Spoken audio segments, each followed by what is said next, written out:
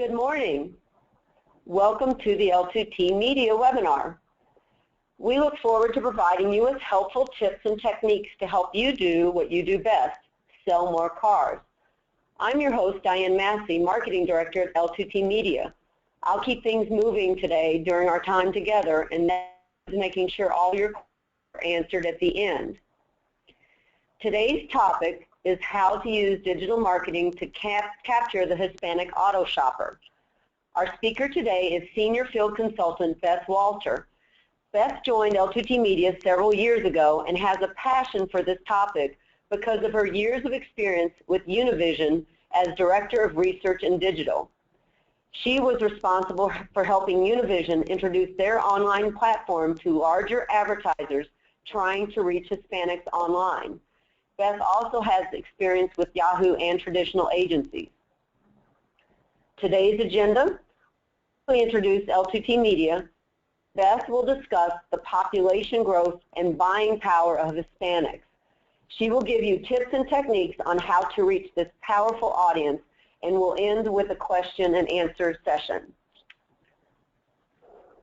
As a digital marketing provider, L2T Media offers a variety of innovative solutions. We combine advanced technologies with a deep knowledge of small to medium-sized businesses to drive sales opportunities in local markets. We specialize in working with audiences. L2T Media is a Google AdWords premier SMB partner, allowing us to provide innovative and insightful solutions for our dealers.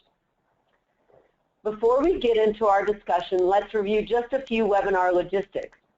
We invite you to ask questions anytime during the presentation. Just type your question in the question box in your control panel, and we'll try to get to all the questions by the end of the webinar. We'll also send you a link to the recording, so if you want to review the material later, you can. Also, feel free to invite colleagues who cannot participate today to join you in watching it. And now we'll turn the stage over to Beth. Thanks for your time today, Beth. You bet. Thanks, Diane. Good morning, everyone, and thank you all for taking time out of your very busy time today. So let's get started. I'm sure you've all seen the statistic before. Hispanics make up 17% of the total U.S. population. But the really interesting story is on the next slide. The population grew 56% between 2000 and 2010. But the real story here is that in the next 20 years, the Hispanic population will grow 82%, and the white, non-Hispanic population will only grow 1%.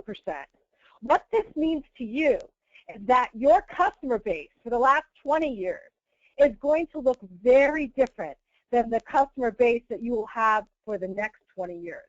And what we're going to discuss today is how to tap into that potential of this ever-changing dynamic of the U.S. population. So, many of you have seen these statistics about the Hispanic population time and time again. But today, I'm going to try to bring these statistics to life by sharing some real-life case studies with you. These are companies that tried to reach out to the Hispanic community and made some missteps. And because I truly believe that you learn more from a failure than you do from a success, together we're going to learn a few lessons on what works and what doesn't work in terms of marketing to Hispanics. So, surprisingly, much of the growth in the Hispanic market has been outside of the large cities that we consider to be meccas for Hispanics, like LA and Miami. You know, we're seeing a lot of the growth in areas like Charlotte and Raleigh and Atlanta and Orlando. The reason for this exodus from the larger cities is that Hispanics are doing what most of us do: look for better schools for our children, look for better opportunities in the housing market. So they're really kind of looking to have a better life. But the interesting thing about these smaller cities, and really the interesting thing for all of you as auto dealers, is when Hispanics are leaving these larger cities like in LA or in Miami, they're also leaving public transportation. And when they're moving to an area like a Charlotte or a Raleigh or an Atlanta or an Orlando, they're having vehicles where they didn't in those larger cities. So the exodus from the larger cities into these emerging markets is forcing them, and many times not just to buy one car, but to buy multiple cars for their household, whereas before, when they lived in LA, they could take public transportation. So one of the big factors that's driving Hispanic car sales is the changing dynamic of the population moving out of these larger cities. This brings us to our first case study, Scott's Lawn Care. So as Hispanics move to these more suburban areas, they have lawns. And Scott's Lawn Care was thinking that this was an opportunity for them. They actually saw dramatic growth in Hispanic ownership rate. And just a question for you all, does anybody know the Hispanic home ownership rate? Try to write it down, and we'll ask you at the end. But the number is 47%. So Hispanics, 47% nationally. In other cities like Miami and Dallas, that number is above 60%. But so back to Scott's Lawn Care. So they came to us and they said, listen, we really want to tap into the potential of the Hispanic market, and we tried a couple things and they didn't work. So we said, well, what did you try? And they said, well, we tried direct mail and newspaper. And we let them know, and this is interesting for you all as well, that many Hispanics come from countries that the government actually runs the newspaper. So it's not a free press society like we have in the United States.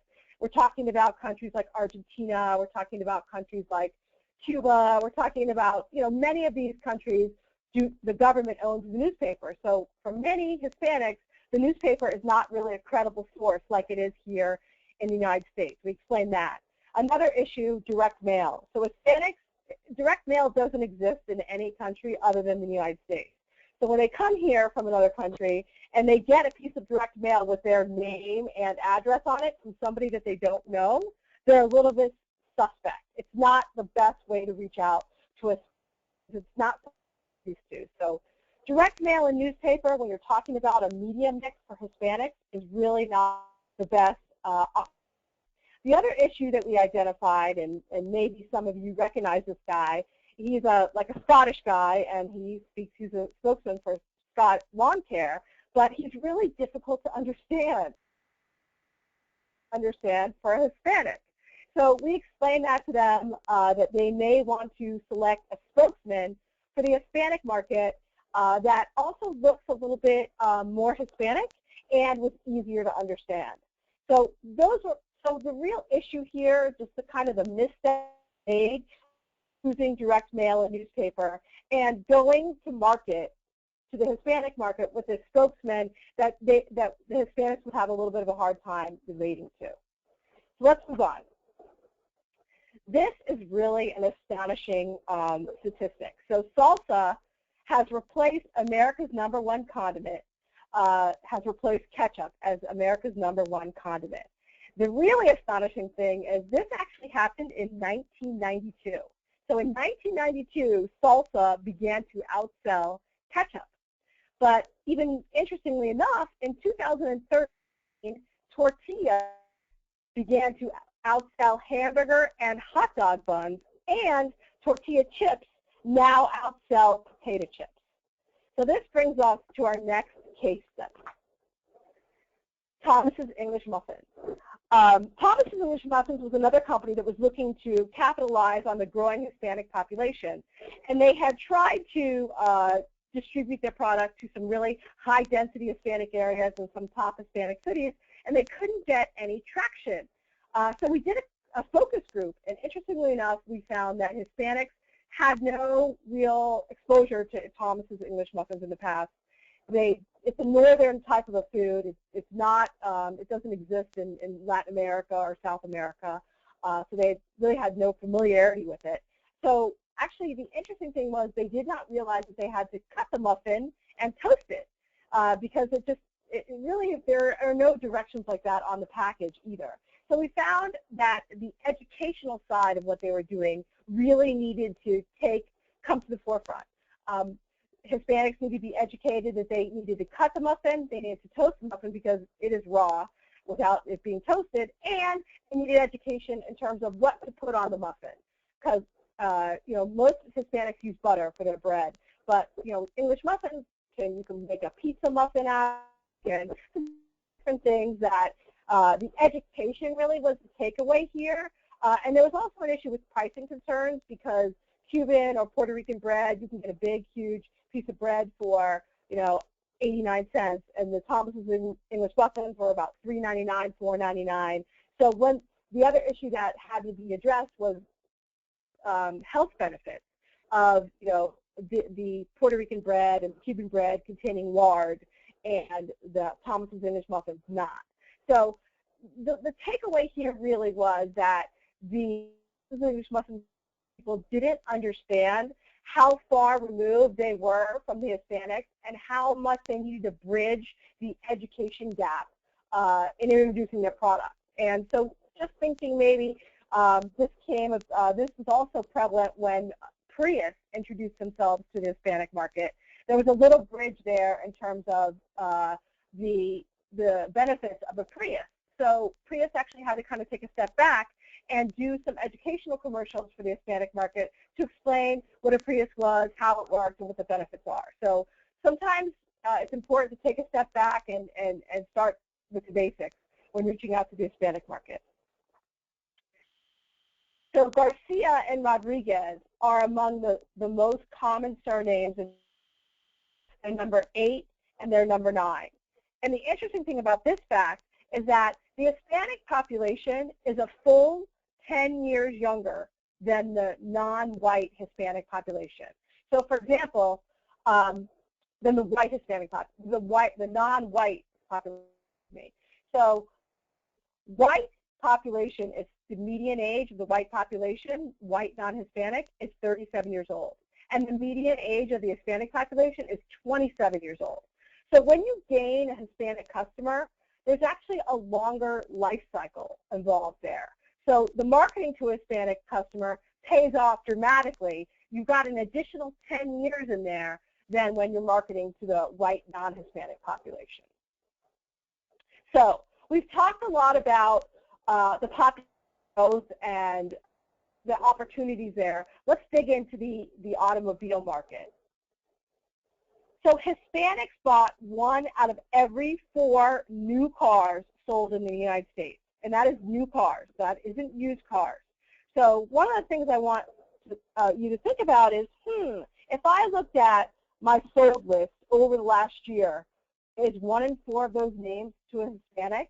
If not, then there's definitely an opportunity there. And that brings up another case study. So Pampers came to us and said, listen, we know there are a ton of Hispanics out there, and we know there are a ton of Hispanic babies, and they're not buying Pampers, and we really would love to tap into this market. So we said to them, well what have you done to reach out? And they said, well, we haven't done anything because we're Pampers. So we mentioned to them that Hispanics really need to feel welcome. They like the invitation to either go into your dealership, or they like the invitation to try a brand.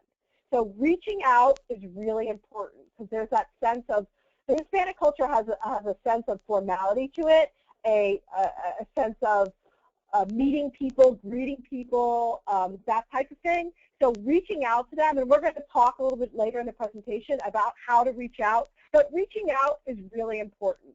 So if you're not currently reaching out at your dealership in some way, you're kind of doing what Pampers did, which is just thinking that they think that they're invited.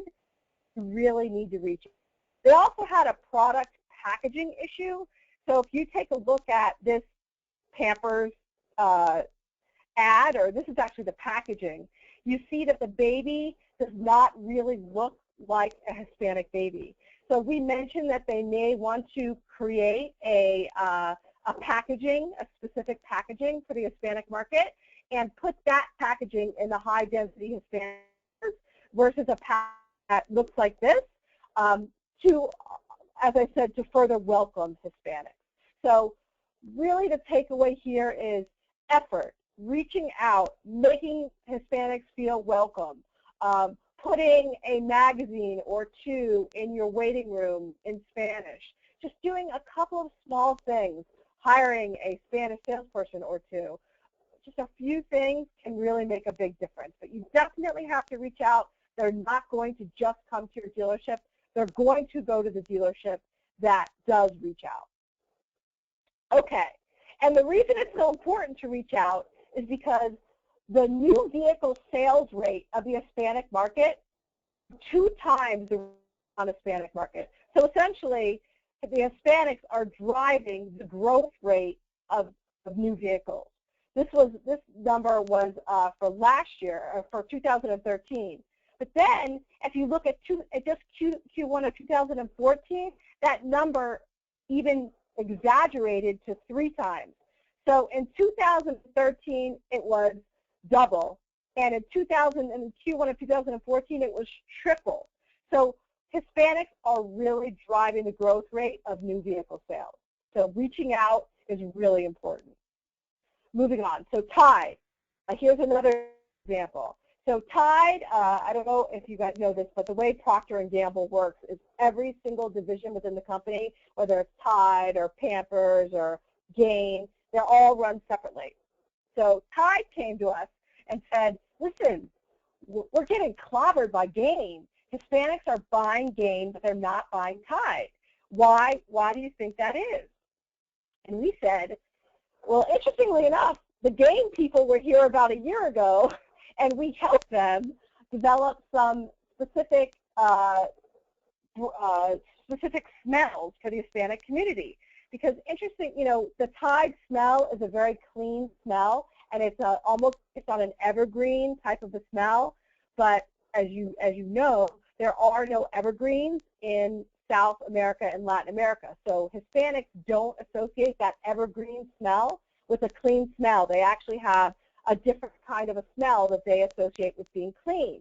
So we shared that with the Gain people. They actually created different formulations of the detergent that had a smell that, in a focus group, tested well with Hispanics, and they changed their packaging to appeal to Hispanics, colorful, bright, using some of the pictures that Hispanics tend to really like. So if you look at the difference between the Gain and the Tide bottles, you'll see that Gain has reformulated not only the smell, but also re-engineered their bottle to be more appealing to Hispanics. So the takeaway here is, there are ways that you can, when you're marketing your dealership to Hispanics, make sure that, you do things that they like. Don't assume that because everybody else likes the smell of evergreen that they do as well. So moving on. So what do Hispanics look for when they're looking to go to a dealership, or why do they go to a dealership? The answer is, just like everybody else, they look for deals. They look for compelling incentives. They want monthly low payments. And one of the reasons, the most important reason, is they're finding that they have a new job with higher pay. So Hispanics are willing to travel to a dealership that makes them feel welcome. And this is really true with Hispanics. Once you get 1 or 2 Hispanic customers and they tell their friends and they tell their friends, you will have people saying, hey, I got a great deal at XYZ Chevrolet. You should go see them. Hispanics love to chat. Like, they pretty much invented reviews.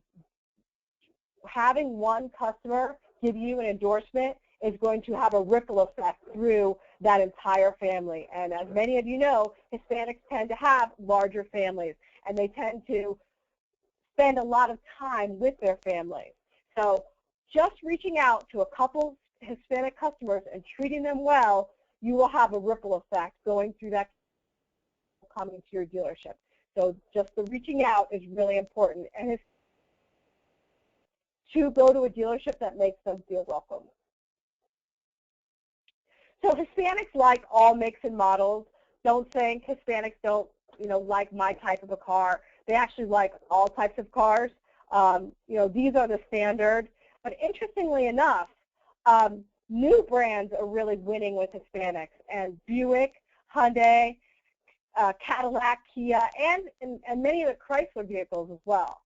And I'm sure that some of you guys have seen this commercial. It's called the Garcias, and they're 2 people in a kitchen, and the Garcias drive up with their new Buick and they say, what kind of car is that? Oh, I don't know.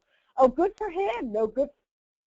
And the really interesting thing I think about this commercial, which has really driven a lot of the growth with Hispanics and Buick, is the fact that they show Hispanics in a very aspirational way. He's clean looking, he's upscale, he's going into a very nice gated community.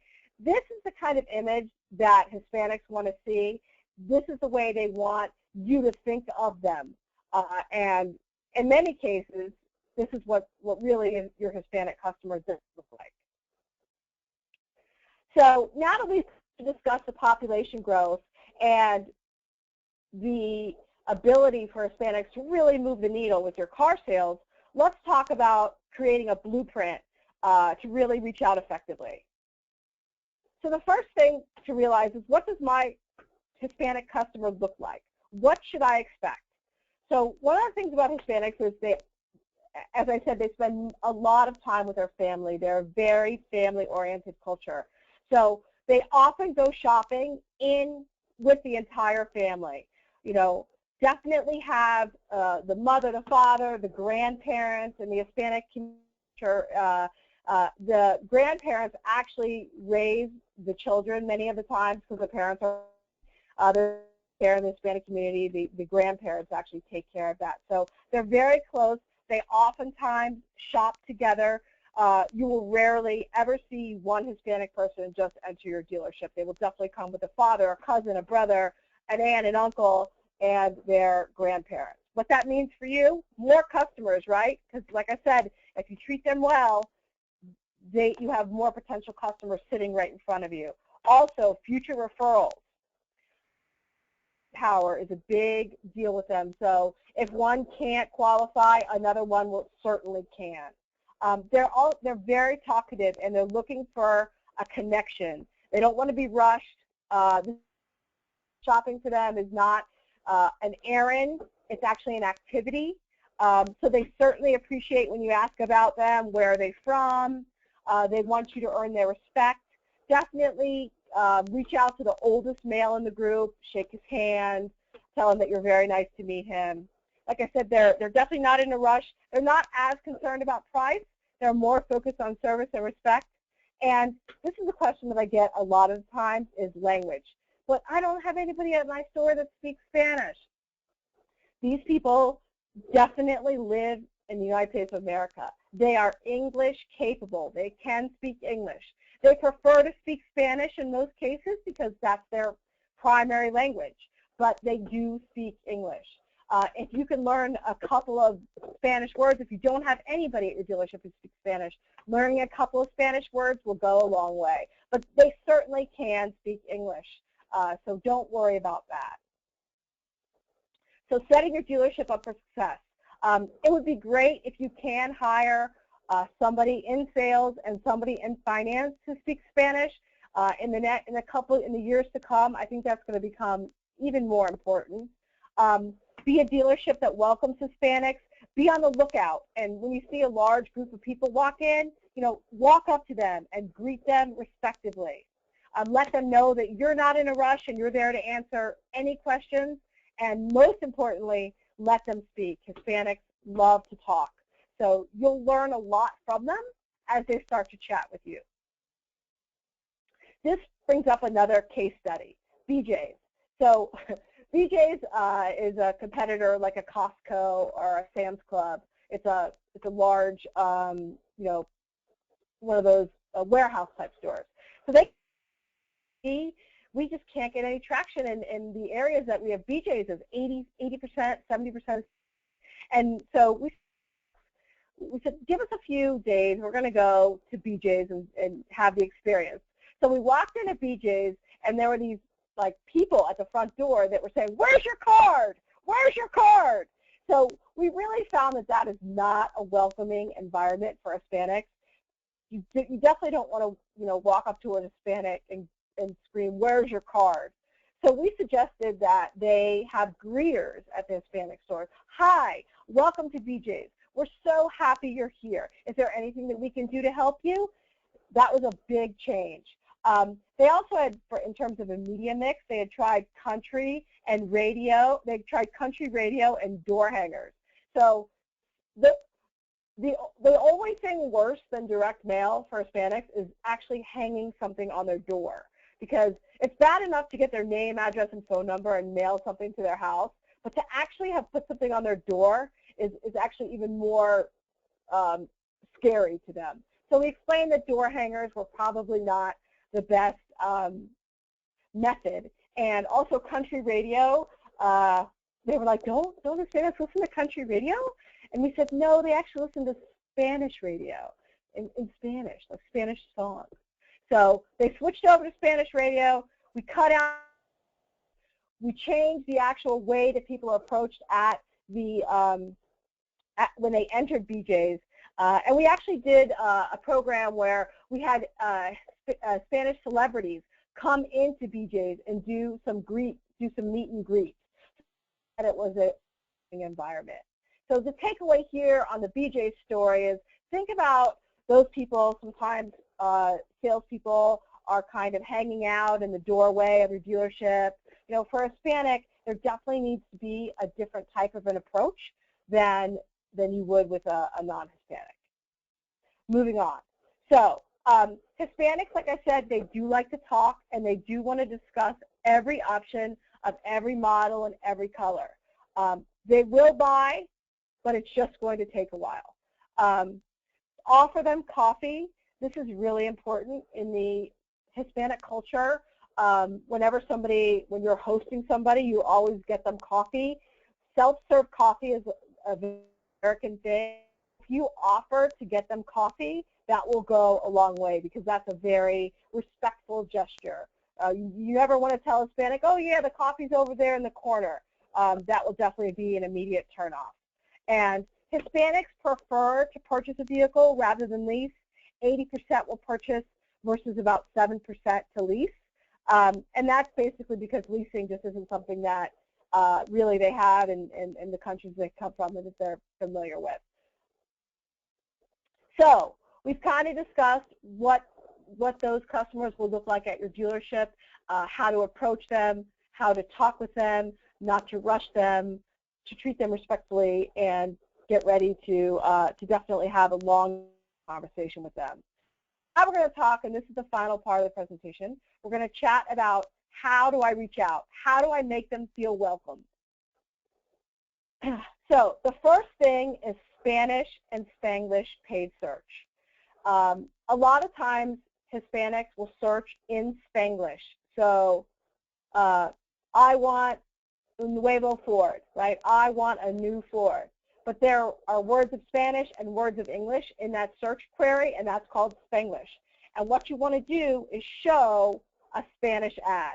There just are very few dealerships out there actually responding in Spanish to a Spanish search. And that really says, we want your business. You know, the fact that you entered a Spanish search query in Google and we are sending you a Spanish ad that says, come to our dealership, that definitely makes them feel welcome. And interestingly enough, auto searchers in Google in Spanish grew 24% faster than auto searches in English in 2013. And it's a real bargain because it's really not a cluttered marketplace. So Spanish CPCs are 68% lower than English CPCs. And just as a note, you definitely want to set your language targeting to English and Spanish. But the important thing here, and the takeaway really is, that the ads themselves that are generated, the Google text ads, need to be in Spanish. So Spanish language display. So we can definitely find people who are Spanish speakers. And the way that we do that is we target people who have set their default setting of their browser. Only going to be sending Spanish language display ads to people who have set that default setting to. We're also going to be on key Spanish zip codes. So we like to use display in any Spanish zip code or Hispanic zip code that has a density of over about 25%.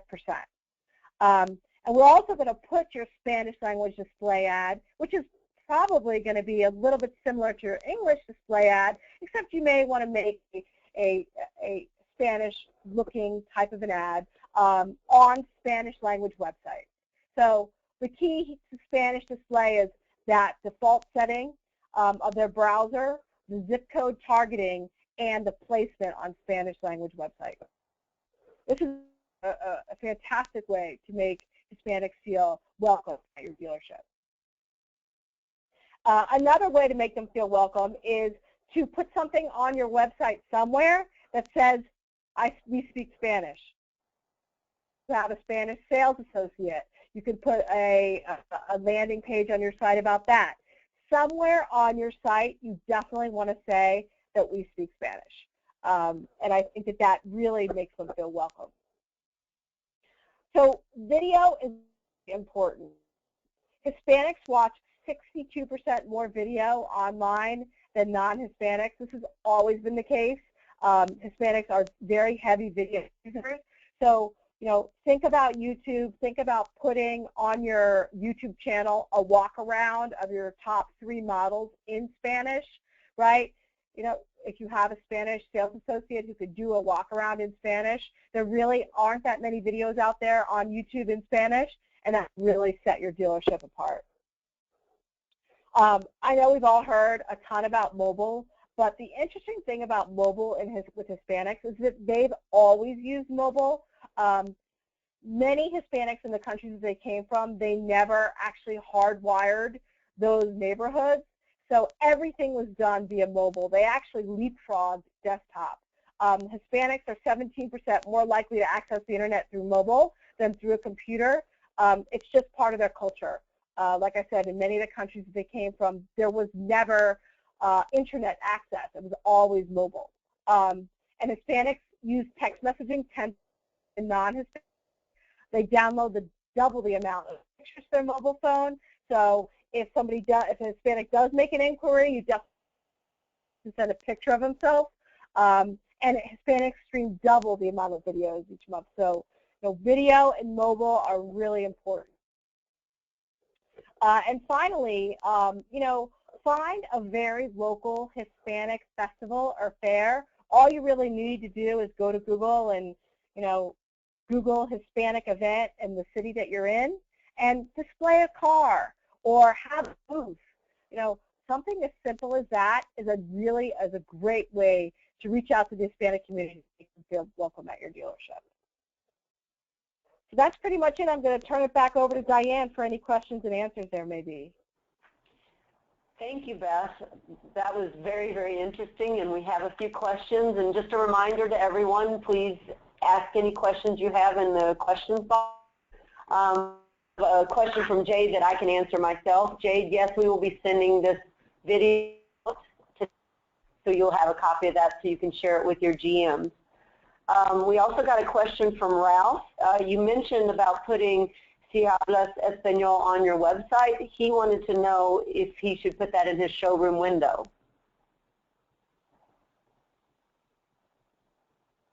Beth? Beth? Uh-oh. Okay, sounds like we may have lost Beth. What we'll do is we will make sure that all these questions get answered in the email and out with the video. I'm not sure what happened to Beth, but we really thank her for all of her time and participation. And we will send this out with contact information by the end of the day. And thank you for your participation today. Have a great afternoon.